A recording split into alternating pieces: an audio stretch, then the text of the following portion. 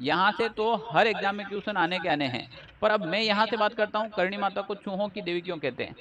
करणी माता की जो शादी हुई थी, करणी माता की पता आपको शादी भी हो रखी है, ठीक है ना। तो करणी माता के जो पति थे उनका नाम था देपाजी चारण। देपाजी चारण से शादी होने के बाद करणी माता कहती है, ओ भाई नो इंटरेस्टिंग सामाजिक जीवन, मैं सामाजिक जीवन में रुचि नहीं रखती हूँ। देपाजी ने कहा मेरा क्या होगा रानी। बोला कि आप मेरी बहन गुलाब से शादी कर लो। किससे शादी कर लो? गुलाब से। देपाजी ने कहा जैसे आपकी इच्छा। तो देपाजी चारण करणी माता के कहने के बाद किससे शादी करते? गुलाब से। और इसी गुलाब से लखन का जन्म होता है। तो कहते हैं कि भाई ये करणी माता की बहन का पुत्र था, तो इस लखन को दत्तक पुत्र के रूप में मानती है। लखन एक बार घूमता हुआ कोलायत झील पर जाता है और कोलायत झील में डूबने के कारण लखन की क्या हो जाती है? मृत्यु हो जाती है। तब भागी भागी यही गुलाब ये करणी माता के पास और कहा कि देवी चमत्कार अब आप ही को दिखाना है। कहते हैं कि लखन के प्राण लेने के लिए देवी स्वयं यमलोक चली जाती है, पर भाई यम के पास तो किसी की जगह नहीं है। यम से बहस कर ली, बोला लखन के प्राण देने पड़ेंगे। यमराज ने कहा रानी माफ कर माता, मैं नहीं दे सकता हूं। अगर ये पॉसिबल होता तो भगवान राम राजा दशरथ के प्राण ले जाता, वो भी तो अपने पिता के अभाव में रहे थे, पॉसिबल नहीं है।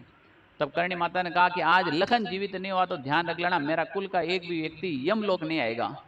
अरे यमराज ने कहा देवी अटे ऑलरेडी वेटिंग हले धरती माता कर्म छोका करे को नरक में आवे, तो वेटिंग बहुत ज्यादा चल रही है, कोई बात नहीं मत आना। कहते हैं कि उसके बाद इस देवी के वंश का किसी भी व्यक्ति की मृत्यु होती थी यमलोक नहीं जाता है। और देवी ने इस लखन को तो जीवित नहीं कर पाया, इस लखन को चूहे के रूप में जीवित कर दिया। तो पहला चूहा करणी माता ने बनाया था लखन को। उसके बाद देवी के वंश में जिसकी भी मृत्यु होती है वो चूहा बनता है, और कोई चूहा लोप होता है वहां से तो इसी देवी के वंश में उतार लेता है। तो आज इस देवी के मंदिर में लगभग 50,000 प्लस चूहे हैं। परसों देखो प्लेग बीमारी हुई पूरे राजस्थान के अंदर, देशनोक बीकानेर में एक पेशेंट नहीं मिला, जबकि प्लेग बीमारी चूहे से होती है। क्लियर ना? ये रानी का पर्चा। आज तक इस मंदिर में मरा हुआ चूहा नहीं देखा गया। आपके घर में हर तरह की वैरायटी मिलेगी चूहे की, दादी नानी पोती से लगाकर पर पोती तक, यानी कि इतनी छोटी चूहे से लगाकर इतने बड़े चूहे आपके घर में वैरायटी मिलेगी। इस मंदिर में एक साइज के चूहे दिखाई देंगे, कभी भी आपको छोटे बच्चे चूहे के नहीं दिखाई देंगे। क्या नहीं होते क्या?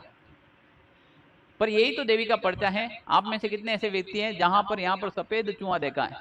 क्योंकि यहाँ पर सफेद चूहा होता है उसे काबा कहते हैं, और सफेद चूहा का मतलब साक्षात करणी माता के दर्शन है।